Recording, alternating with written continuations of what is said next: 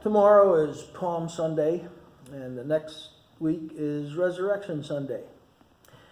We're going to be observing those two special days in ways that we have never observed them before. Tomorrow, we're going to remember and celebrate Jesus' coming into Jerusalem for the last time. This time he comes to present himself as a sacrifice for sin.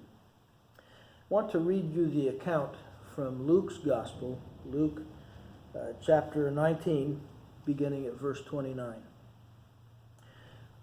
When he approached Bethphage and Bethany near the mount that is called Olivet, he sent two of the disciples, saying, "Go into the village ahead of you, and there, as you enter, you will find a colt tied, on which no one yet has ever sat. Untie it and bring it here. If anyone asks you, 'Why are you untying it?' you shall say, 'The Lord has need of it.'" So those who were sent went away and found it just as he had told them. As they were untying the colt, the owner said to them, "Why are you untying the colt?"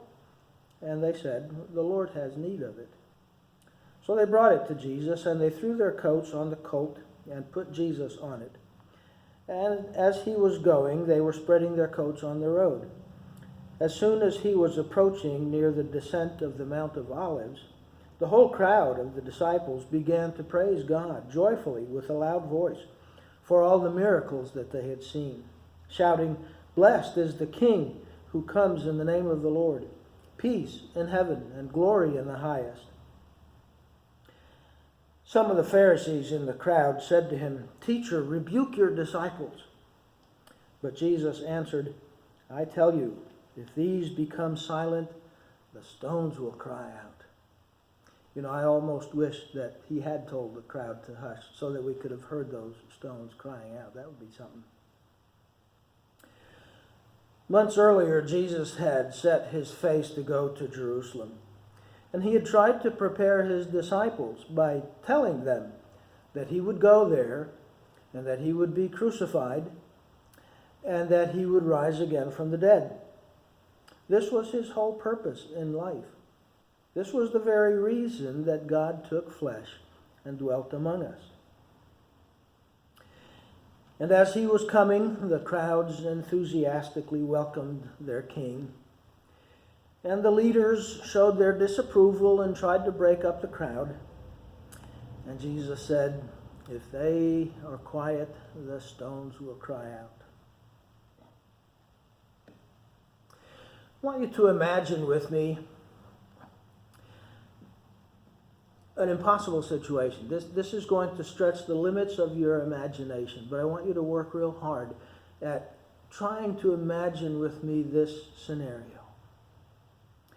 Imagine a scenario in which the government forbids the followers of Jesus from meeting together, that they insist on scattering and hushing. Oh, wait. That's where we are already. That's what's happening now. How in the world did we get to this place so fast? Almost before we even noticed it.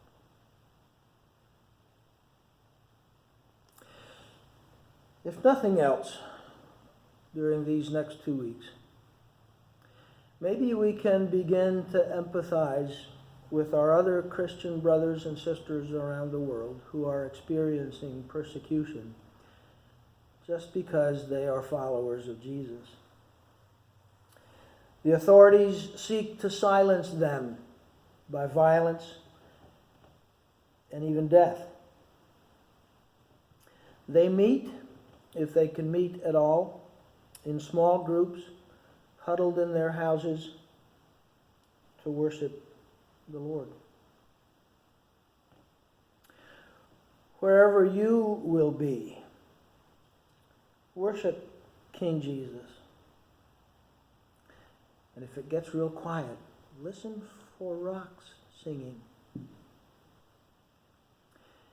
It reminds me of one of my favorite hymns. "This is my Father's world. All nature sings, and round me rings the music of the spheres. Can you hear it? Blessed is the King who comes in the name of the Lord. Peace in heaven and glory in the highest.